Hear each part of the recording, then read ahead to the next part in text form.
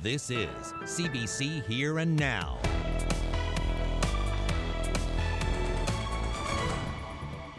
Tuition will not just go up for domestic students, but also for internationals.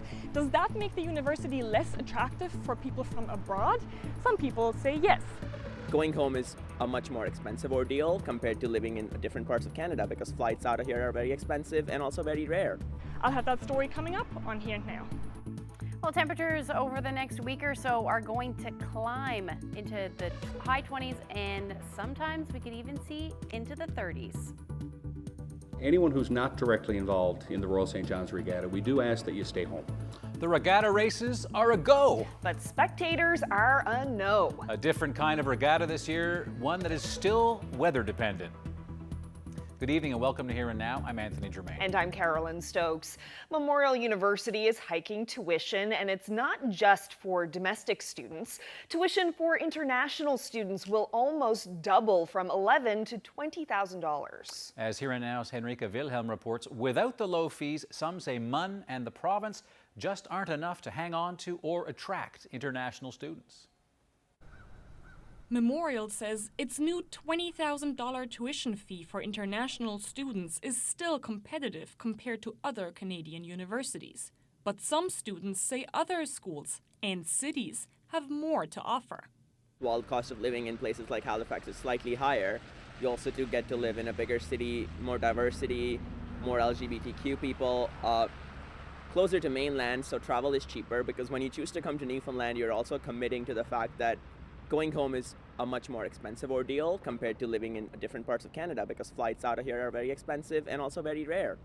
Some think it's unfair that international students pay more in the first place, saying the last increase in tuition from almost $900 to more than $1,100 was already hard to manage. In 2019, I remember I was crying, going to international office and asking them, I don't think I can afford this. I think I have to go back home. I was just almost preparing myself to go, and then I could make it is not because, there's a lot of opportunities, a lot of options. I worked really hard and did a lot of jobs. We don't just come here to pay the money. We come here to receive the same high quality education that you do, as well as contribute to your labor force. A part-time job can help, but international students have visa restrictions. They can't work more than 20 hours per week during the semester and have to complete 30 courses in 4 years. You're making a decision for the next 4 years of your life when you choose to come here. You're investing a lot of your time and your money by choosing to come here. And the pressure on international students is intense. They have to not only look after themselves, but make sure that they're bringing their A game all the time. And that is very hard to do. I have been unable to do it at times. Students are also criticizing the tuition hike, saying it only covers recent government cuts. Meanwhile, MUN still has to address its aging infrastructure. We are lacking on the transportation, we're lacking on the infrastructure, and also in general, I know that MUN does provide great quality of education. But with that, at this price, that's going to be very difficult for a lot of students to obtain it. When a professor asks in the class, why did you choose MUN? I can say from a personal experience, more than half of them said it was because of the low tuition. According to MUN's website, there are more than 3,400 international students. The university has already announced that the enrollment rate might likely go down by 20%. And how far that will affect international students remains to be seen. But some fear that internationals will miss an important incentive to come. Henrika Wilhelm, CBC News, St. John's.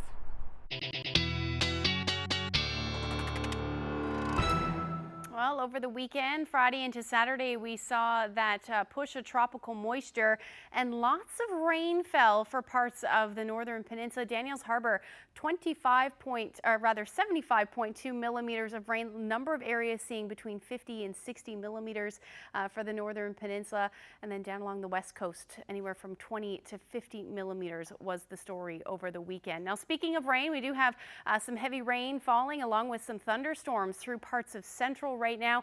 They are quickly moving through. We've got another round moving through right now, and that is going to lead to some potential for some hail for this one, but I'll get into all the details when I come back.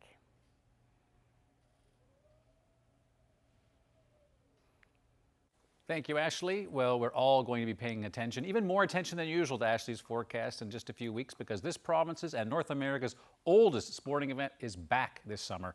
The Royal St. John's Regatta will go ahead with races early next month, but with the pandemic still part of our lives, the event is going to look much different.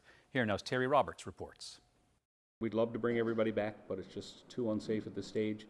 Committee President Bradley Power delivered the news this morning. After a one-year break because of the pandemic, the Royal St. John's Regatta will, weather permitting, take place August 4th, maintaining the first Wednesday of August tradition. It means the world to us to be able to say that there's going to be races. But it will be a regatta like no other. In the pre-pandemic era, it had grown to become the largest event in the province, with a history dating back more than 2 centuries.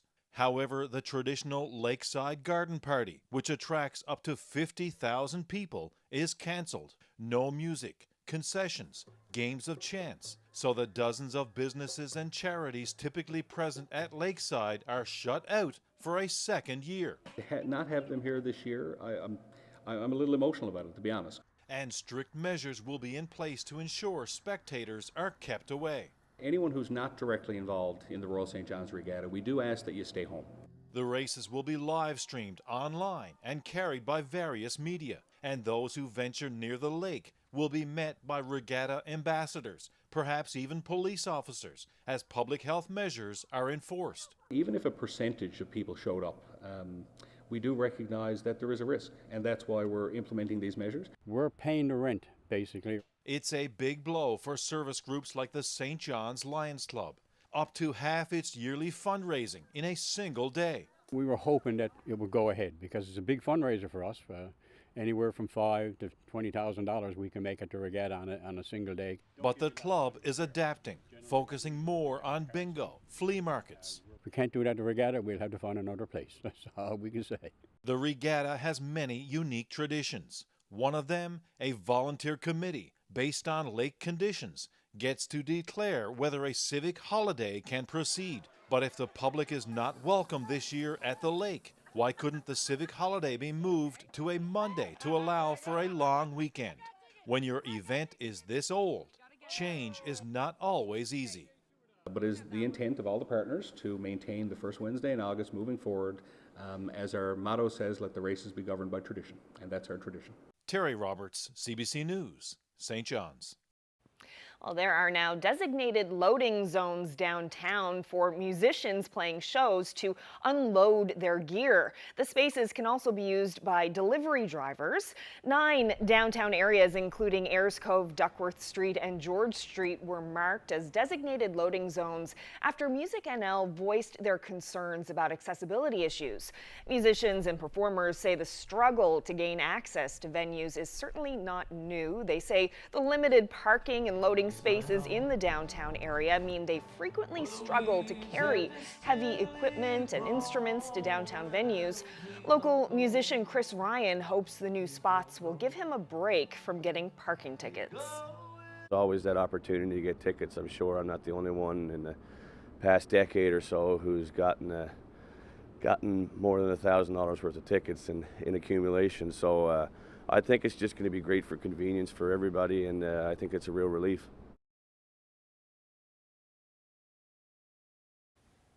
Well, a new museum in Marystown hopes to reel in some tourists this season. Well, thanks to a lot of hard work and a stroke of good luck, the town secured a massive model ship collection, and it's worth more than $1.5 million. Yes, and as here and as Jeremy Eaton reports, Marystown has a rich history to build on. In Marystown, boat building is in the blood. The industry dates back generations. Now there's newfound hope that a gallery will further anchor that reputation. To the best of our knowledge, this is the only model ship gallery in Canada, and therefore it makes it the only model ship gallery in Newfoundland and Labrador. So we're really proud of it. Mayor Sam Sinyard shows off the close to 90 model ships. Some, like the HMS Hood, are worth as much as $250,000. But the entire collection didn't set the town back. So it was given to us outright, no strings attached. Mr. King's collection alone was valued at $1.5 million, and we've added to it since that time. BC-based architect John Keith King had a passion for model ships as well as model trains and salmon fishing. He amassed this collection, impeccably preserved models of real vessels from tugboats to warships before it all ended up in storage. When Keith King died in 2015, the model boats sat collecting dust. That is, until a friend of his was down south and met a Newfoundlander. That's how it all started. Our history is completely related to the marine sector. Without the ocean and the harbor, we had no reason to live here per se. So we're really proud of the fact that this will add to that marine history. The Marystown Model Ship Gallery is open to the public, but much like the hands that built these boats, it's been a long, laborious process. Getting the gallery, all the display cases, and the glass surrounds, and then having to stop in between COVID, start again. Everything you do, the last year and a half has been considerably frustrating, but at the same time, very rewarding. The ships were crated up and sent from Victoria, BC to Marystown. It took volunteers like Art Walsh plenty of time and a delicate touch to get the boats gallery ready. I would say they went through probably 1,000 Q-tips. Everything is done meticulously and cleaned with light detergents. They don't want to do anything to damage the woods. The Keith King family also donated art, which hangs in the gallery. It also features work by local artists. Senior hopes this new space will attract a crowd and convince people to turn down towards the Burin Peninsula. It's a long drive, it's 150 kilometers, but not a lot in between. So now there's another reason for people who say, well, we'll turn off the Trans-Canada, we'll go down to Marystown for a couple of days, and then we can visit Burin, Grand Bank, maybe pop across the same pier. As word spread about the model gallery, more boats began to float in. We're also trying to capture our own history here. So if you fast forward to another decade or so, when you walk in here, you'll probably see replicas of every ship ever built in Marystown. I think it's important that we hold on to this history.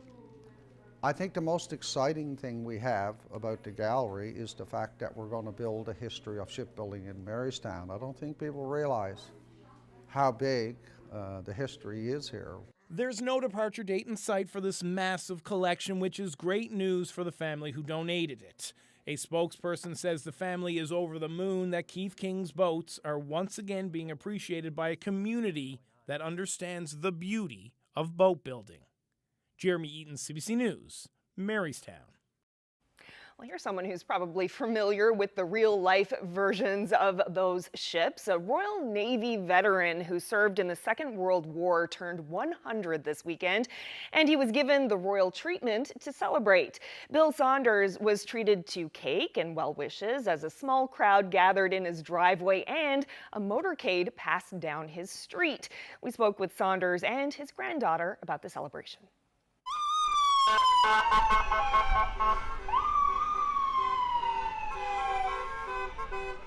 We're here today to celebrate my grandfather's 100th birthday. Papa's a World War II vet with the Royal British Navy, and we're very happy to see him reach this milestone here today.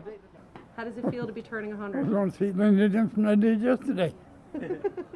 Pop volunteered in 1940 at 18 years old, and he was a gunner on several frigates with the Royal Navy, and he served until the end of the war, until 1946. He definitely remembers it today. Whether or not he wishes to talk about it, it's sort of when the mood strikes him. I don't talk about war, forget that. I don't remember the people that didn't come back. I remember them. But the war and parts of it, forget it. I don't want to hear it. And best wishes on behalf. Pop has been a long-time member of the Legion Branch No. 1 on Blackmarsh Road, so we've got a large representation here from the Legion. We've also had the mayor and the Lieutenant Governor's office. We also had support today from TD Bank, Coleman's, and the Newfoundland Chocolate Company, and everybody came together today to make this a really big celebration for Pop. We were actually surprised. We got quite a few letters. The most important, definitely for our family, was from Her Royal Majesty the Queen, congratulating him on his 100th birthday. Signed, Queen Elizabeth II. We also had letters from Justin Trudeau, Andrew Furey, the Office of Judy Foote, Mayor Danny Breen, and it's just been really great to see everybody come together and celebrate such a big event for him. He downplays it, but I think secretly he's really excited. I don't look forward to tomorrow, let alone 101. I don't know what he's got in store for 100, but he just constantly surprises us, so you just never know. How can they live to be 100? Live long enough, that's all. Live long enough.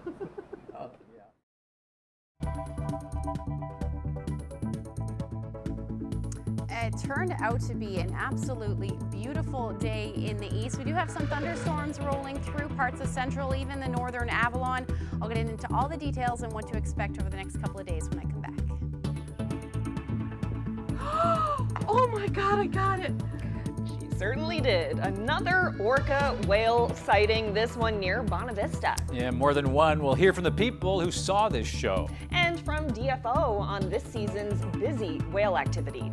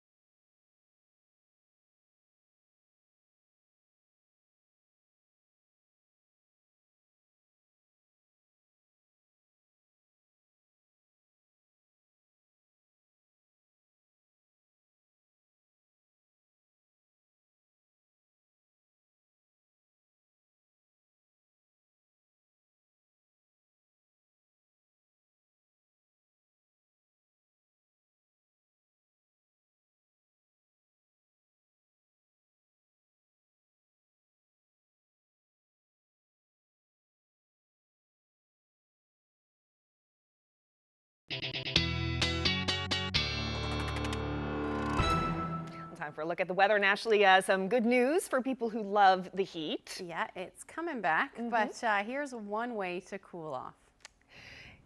Yes, Greg Jesperson in St. John sent us this adorable video. His young puppy surprised him by taking to the water so quickly. It seems Ollie would rather swim along than actually walk along. Greg says the same thing happened again today on the walk around Kitty Vitty Lake. Yeah, and given the warm temperatures that are coming our way, it seems like Ollie is onto something. Definitely one way to cool down. Absolutely adorable. It's definitely something I would do. Love to be in the water, especially when it's warm. A warm day today, but do you see that cold front there? That blue line is the difference between some of that warmer air that we saw earlier today and some of the colder, and that's actually what is sparking those thunderstorms right now through parts of Central as well. So here were your daytime highs: 23 degrees in St. John's, 27 in Terra Nova. That's where some of the warmest air was today. Gander saw a high near 23 degrees. Up in the teens through Labrador, 18 degrees in Happy Valley Goose Bay. But once that cold front swept through, those temperatures dropped significantly. We're down to 9 degrees in Gander right now, 8 in Twillingate, 15 in Terra Nova, and as that cold front continues to sweep, we're going to see those temperatures drop right across the board. So it is coming. Taking a look at the current satellite radar, you can see some of those storms. We saw some storms move across the Avalon earlier today as well, but this is the main event. So we do have another round of storms moving in from in behind there. It's going to move in over the next couple of hours. By say 7, 8 o'clock, we should be done with that risk of some thunderstorms, and some showers, which are heavy at times, are running through the northern Avalon. Not really sparking too much in the way of lightning, but there is still that chance you'll see some heavy downpours with that one as well. So once that cold front moves through, those temperatures drop tonight. It's going to be fairly quiet for the majority. We may see a few showers for the northern peninsula, parts of the northeast coast as well, but overall it will be quiet. However, the winds are going to stay up, certainly in eastern areas. As that cold front sweeps through, winds will change direction to northwesterlies, hence that cooling off. But it will stay windy. So you're looking at wind gusts tonight, or they're going to start to pick up, I should say, but you're going to see wind gusts somewhere between 40 to 60 kilometers per hour in the east. Temperatures tonight should hover around 10, 11 degrees, maybe a little warmer for Marystown, around 12 degrees. The rest of the province will be beautiful tonight as far as those winds go. Cool conditions, though. Even the risk of some frost for Lab West. 6 degrees will be your overnight low tonight, and then temperatures pretty similar, 7, 8 degrees for the remainder of Labrador, except around Happy Valley Goose Bay. Your temperature should stay in the double digits as your overnight low. As we head through tomorrow, not a whole lot happening as far as the forecast goes. However, the winds in the morning are going to stay pretty strong, gusting upwards of about 70 kilometers per hour in the east. But it'll be quiet. Plenty of sunshine right across the board. This is what I like to see on the weather map. Nothing but sunshine for the majority of the province, and the winds as well, not going to be too significant for pretty much anywhere else. However, they will be out of the northwest, and we are going to see some cooler temperatures in those northwest facing areas. So I have the temperature near 16 degrees for St. John's tomorrow, a little bit of a cool down. Same thing for Gander, 19. It's still going to be beautiful though under that sunshine, especially when those winds die off into the afternoon. Temperatures as you head towards central, Grand Falls, Windsor, 24 degrees, 21 in Corner Brook, right even along the south coast. Beautiful day because your winds are offshore. So you're looking at 20 to 22 degrees, probably a little bit warmer as you head further inland. But look at what happens across Labrador tomorrow. 28 degrees in Lab City. Now, normally when we start to see this heat, we feel some of that humidity. Tomorrow's going to be fairly dry. We won't see that humidity really return until we get into the middle of the week. But temperatures, 26 degrees for Happy Valley Goose Bay, 23 in Nain, 25 in Cartwright. So an absolutely beautiful day. And these temperatures are going to stick around. Like I said, the humidity, you'll just take a look at that quickly. Tomorrow, not so much, but as we get into Wednesday, that's when we're going to it's going to start to feel a little bit sticky. And when you have temperatures in the high 20s, which is what it looks like we'll reach by Wednesday, some areas even seeing the 30s through parts of Labrador, well above where we should be sitting for this time of year. But that humidity looks like it'll stick around even into Thursday and maybe even the beginning of next week. So I'll get into all those details when I come back.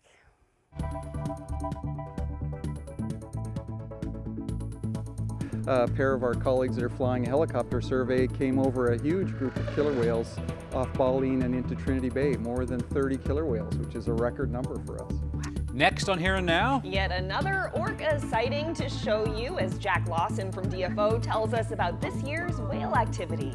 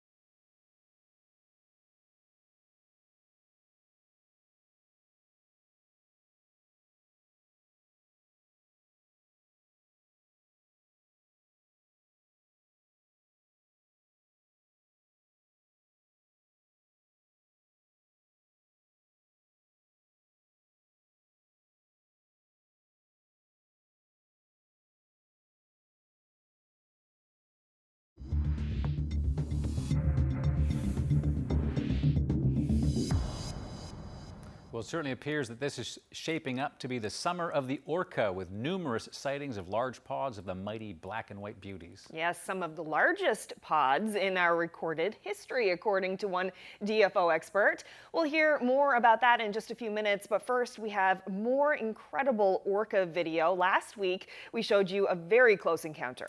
And again, just yesterday, Yvonne and Daryl Peavy headed out to catch a few cod off Bonavista, and we'll just take a look. Holy moly! Well, Yvonne and Daryl, we're looking at some of what you managed to capture yesterday. It's absolutely beautiful, breathtaking, in fact. What were you both doing before the orcas showed up, Yvonne? We were just about ready to go jigging, and Daryl, my husband, heard a noise, and he said, there's a whale out there. So we looked out, and we thought it might be porpoises because they were super tiny. Mm-hmm. And we then one came underneath the boat and popped up, and we knew it was an orca, and we were like, oh my God, there are orcas here. So we just waited for a few seconds, and the whole ocean just seemed to teem with them. There was a huge pod, and they were just putting on a show. Now, Daryl, I noticed there's one moment in the video where I think Yvonne says, we were just talking about the fact we've never seen these. What was the whole moment like for you? Well, we kind of figured after, you know, we're out there fairly often, so we figured at some point we would see them, but it was, you know, we saw the video on the news last week of people with them under the boat, and I was like, oh, I want to be that person. And yesterday we were, so that was great.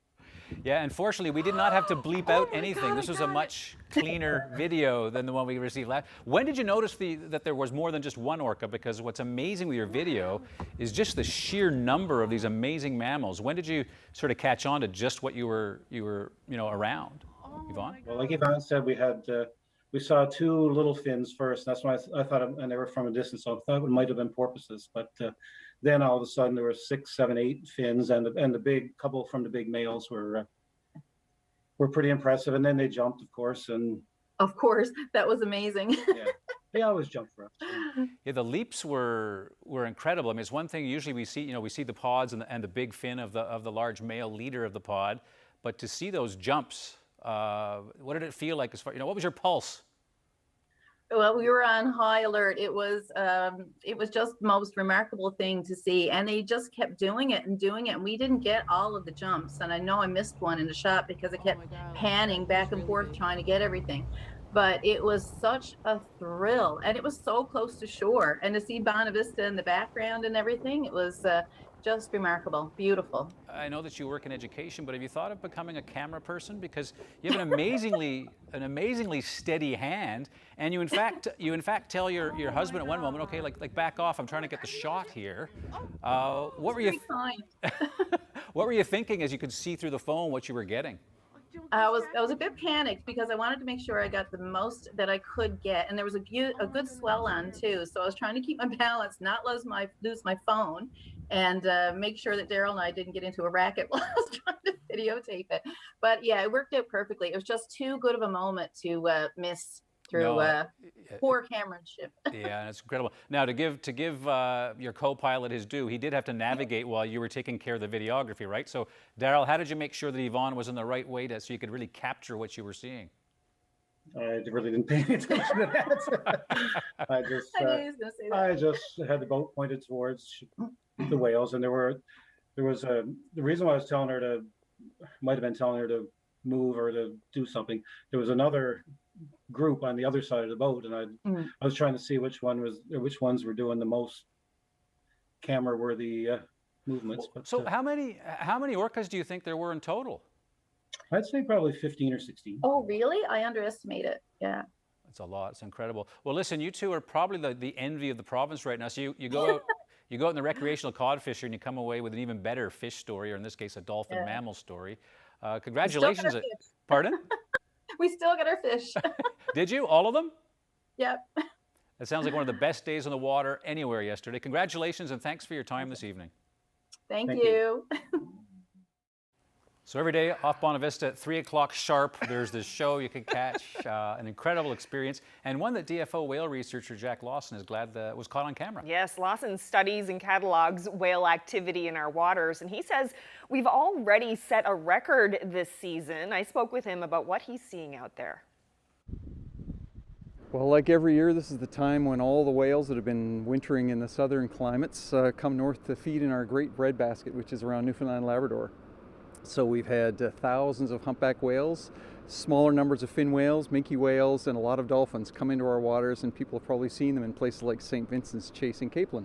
And so this is the time when they've come north. A lot of these animals have not eaten since last summer, so they've gone down, they're fasting, they go to the tropics, they have their calves in the case of humpback whales, and then they come back here to feed.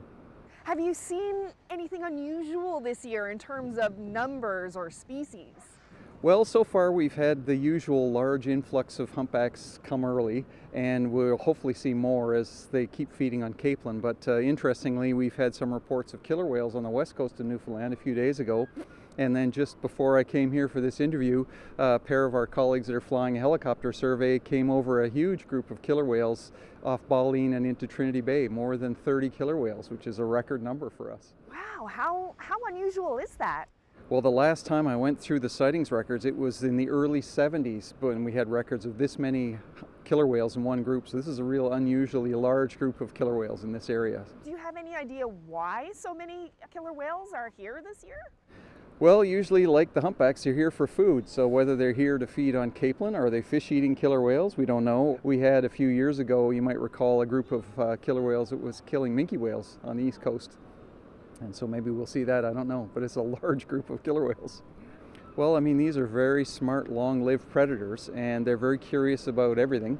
And so if you're out in a boat moving through an area and there's killer whales, they almost always will approach a boat just to check you out. So if we're out there and we're lucky enough to come across a group of them, and you slow down to say 5 or 10 knots, they'll swim right under the boat and around. You can watch them roll on their sides and watch you in the boat. So they're very curious. So it's not unusual to have that happen around boats, but it's relatively rare here because it seems like the whales are so transient. They move through an area and then they're gone again. But maybe these will stay around, I don't know. Is it dangerous, that kind of a situation? We've never had a report of anybody here being attacked by a killer whale. There's been reports of the animals bumping the boats. But I'm not aware of anybody that's been attacked by a whale, and there's no record in the world of a killer whale killing a person. So I wouldn't worry about it, but it's more a concern, as with other whales like humpbacks that come close to boats, is don't do unpredictable things. So don't swerve your boat if the whales are around. Don't speed up, so you risk hitting them. And so just keep a steady speed if they're around you, or put your boat in neutral and watch the animals. So would you say it's normal activity that we're seeing this year, the normal amounts of humpbacks and killer whales and all of that? It certainly seems like the capelin were here earlier than usual, and it's brought up more whales earlier in the season than I've seen before, but we still haven't had that really big pulse that people will probably be aware of. Like you see the tour boat operators have lots of reports in Witless Bay and Bay Bulls. And then we'll have a huge influx off Cape Spear, and everyone gets to go up on Signal Hill and have these great views. So we haven't really seen that big pulse yet. So maybe it's coming. We just won't know. It depends on what the whales decide to do. Like all whales, you know, the new marine mammal regulations that came into effect a few years ago state that you can't intentionally approach within 100 meters of a whale and within 200 meters of a whale with a calf. So a mom and a baby whale, you can't get within 200 meters intentionally. Now, in a lot of cases, as I said, with the killer whales, they'll approach boats. And same with some humpbacks. If you come to a stop and you're sitting there, some of these humpbacks, particularly juveniles, are super curious. They'll approach the boats. But I'd say to people, I'd love to see photographs of the killer whales, especially left sides, but don't go closer than 100 meters. Left sides? Yeah, the way the killer whale catalogs work globally is they've set a standard of using left side pictures. So for instance, we have a killer whale catalog that's the left sides of the whales, so you're looking for scars and things. So we have people send us right sides of whales, and sometimes you just can't tell, you can't match them because you only have left side images, say, of whales. So left sides if you can. Well, Jack Lawson, I hope we get to see some of those pictures. Thank you so much. Me too. Thanks very much, Carol.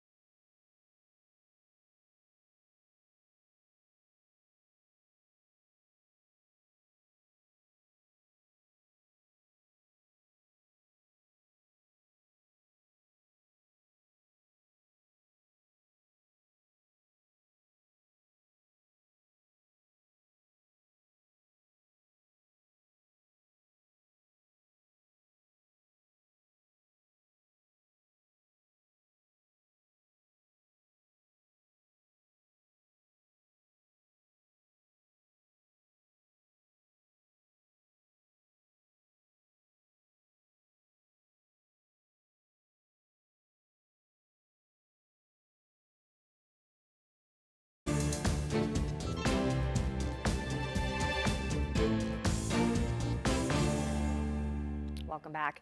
More than 42 million doses of the vaccine have now been administered across Canada. With more shipments on the horizon, Ottawa says it will donate nearly 18 million surplus AstraZeneca doses to low and middle income countries.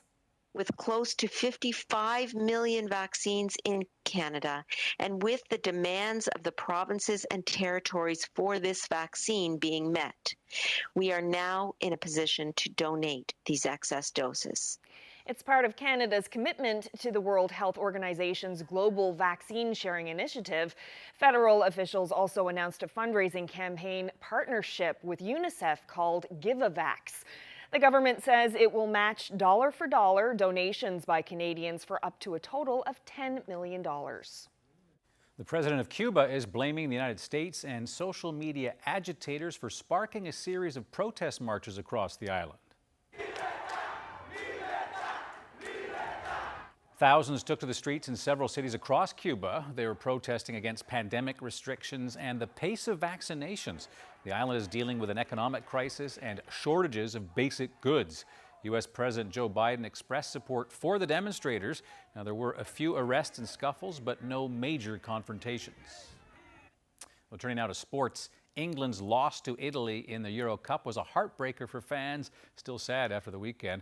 It's been a long drought for the English. England hasn't won a major championship in 55 years since its World Cup victory in 1966.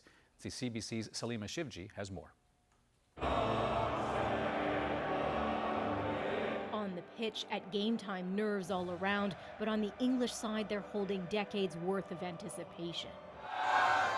Their fans desperate for a first win in any major final since 1966. At screens across London, watching the game was one potential heart attack after another.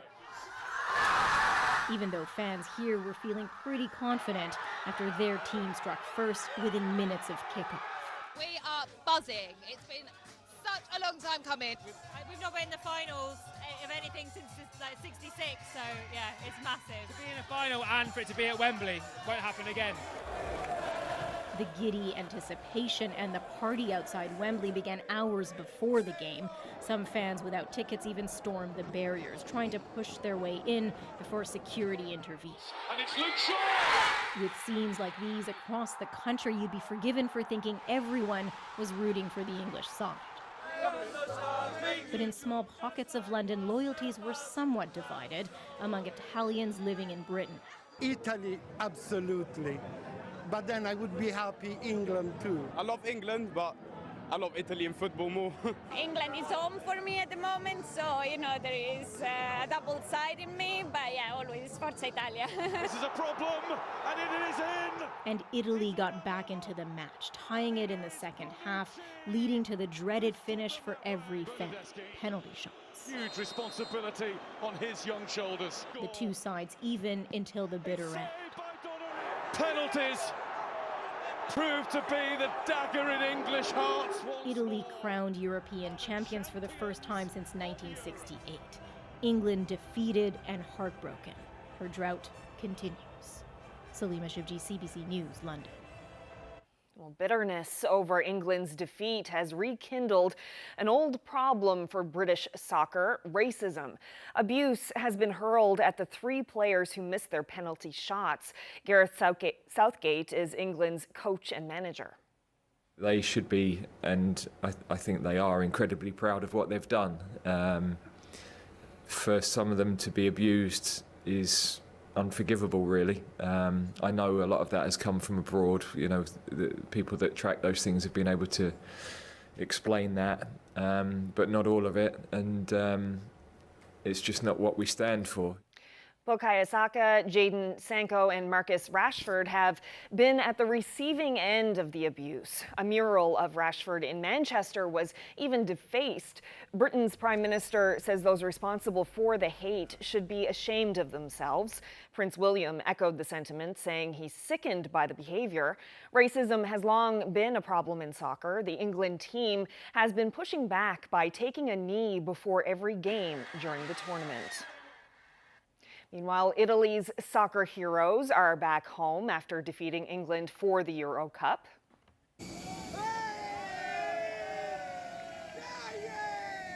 The homecoming victory celebration started when the team arrived in Rome. It followed them to their local hotel and on to official visit with the president. The team also held a congratulatory meeting with the prime minister.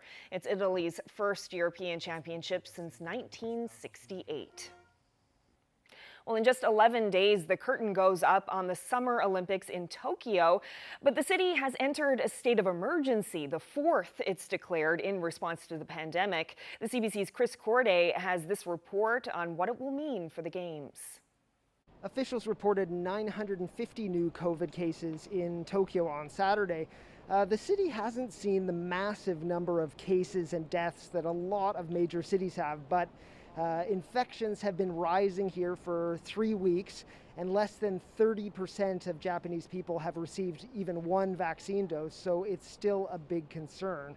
The Olympics are under 2 weeks away now. The Games haven't been popular here since they were postponed last year, but enthusiasm is even lower now, especially because people in Tokyo will have no way to actually experience it except to watch on TV. This week, organizers completely banned spectators from every Olympic venue in Metro Tokyo. And in the past couple of days, 2 other prefectures, Hokkaido and Fukushima, also barred fans from events that they're hosting, including the marathon, which will happen in the city of Sapporo. So organizers will have to issue refunds and give up hundreds of millions of dollars in ticket revenue. The torch relay also arrived in the Tokyo area on Friday, but even that's been taken off of public roads and turned into these little private ceremonies. The free public viewings where people were going to gather and watch the Olympics together in Tokyo, those have all been canceled. So really most people I've been talking to are starting to feel like this Olympics is happening in another country altogether. As for the athletes, many teams and support staff have already arrived and they're being tracked and tested.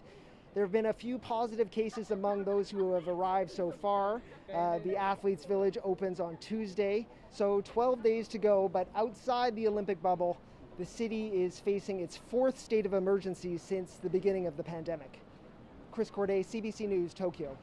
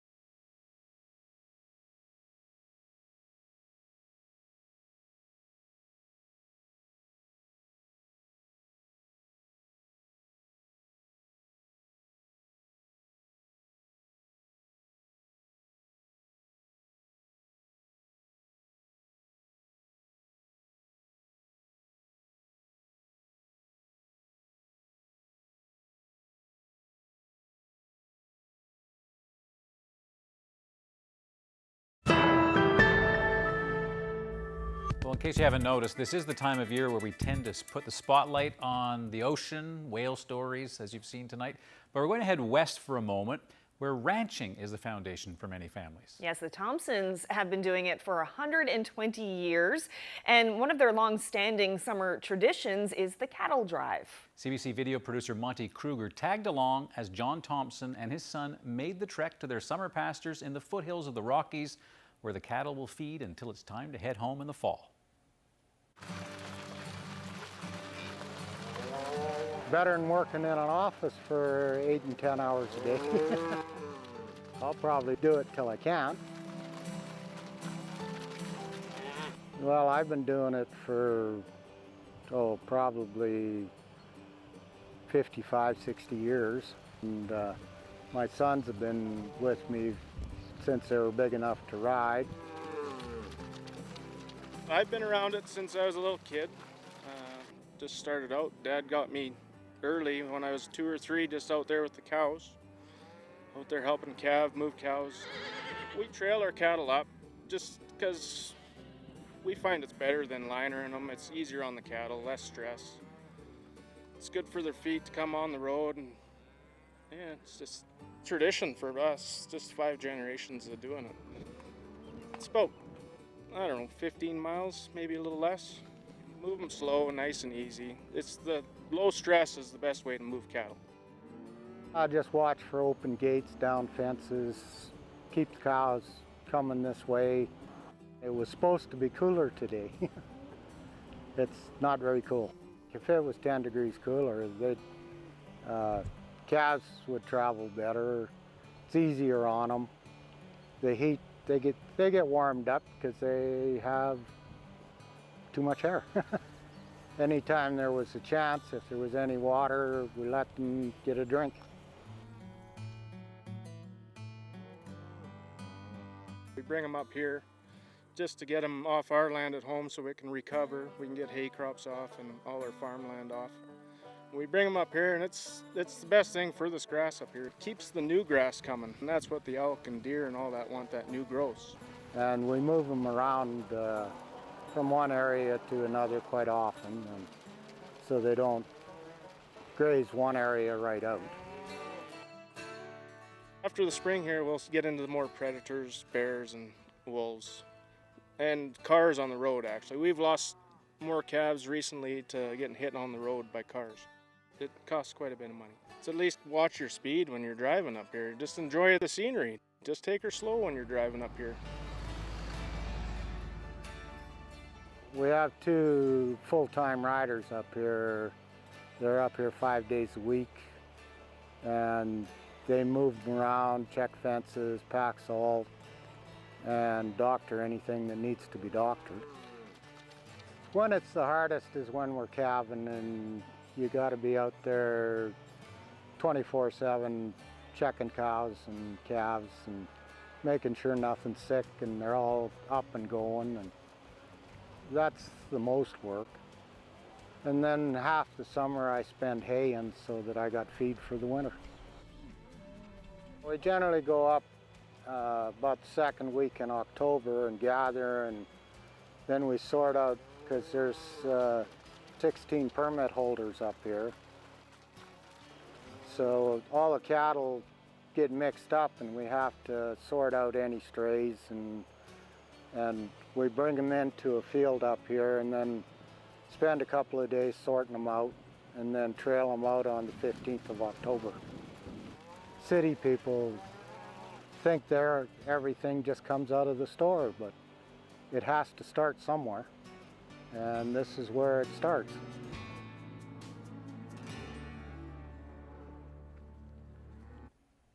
Wow, big job. That's a big job, yeah. Well, the heat is coming back, you said. Labrador especially going to be feeling it. How long is that going to be sticking around? Yeah, we're going to see that heat stick around for a few days at least. For every area will see some of the warmer temperatures, but we are on a little bit of a roller coaster. Let's take a look at the future tracker, because as we get into Wednesday, looking at a beautiful afternoon as we see some of that heat, we'll probably see some increasing cloud as the day goes on, and that's ahead of the next system. We'll see some rain as the afternoon. It looks like at this point there is a little bit of disagreement with this, but this is the chance, and that will roll through the day on Thursday. Then I'm watching Thursday afternoon for the potential for some thunderstorms to develop for parts of the west coast. The ingredients are there. It's just a matter of timing at this point. So definitely something that I'll keep an eye on as we look through the day on Thursday. But as that area of low pressure moves through, another one will move in as we get into Friday. So although it will be warm, we are looking at some unsettled conditions with that as well. As of now, I have your temperatures reaching 31 degrees in Happy Valley Goose Bay and then 32 for Cartwright. Now this is for Wednesday. We'll start to see the return of that humidity late day Wednesday and into Thursday, but most of the day will actually feel pretty dry. And then there's that chance of showers for Lab City. Take a look at the temperatures across the island. Into the 30s, it looks like at this point, 29, 30 degrees through parts of Central, 26 in Corner Brook, and 25 in St. John's. Those temperatures pretty much across the board will be similar, except where you're in some onshore winds. As we get into Thursday, there's that chance of thunderstorms as I was talking about, but the temperatures again up into the mid to high 20s for most areas. In that onshore flow though, keeping those temperatures a little bit cooler along the south coast, 16 degrees. And then across Labrador, a little bit of dip in those temperatures for you in Lab City. Still beautiful though, into the 20s and then into the high 20s for the rest of the big land as you get into the west coast. Now over the next couple of days, here's the forecast for St. John's and eastern Newfoundland. Looking pretty nice. That chance of showers in for Friday, but overall dry and temperatures into the 20s and overnight lows into the teens. So a pretty nice stretch of weather.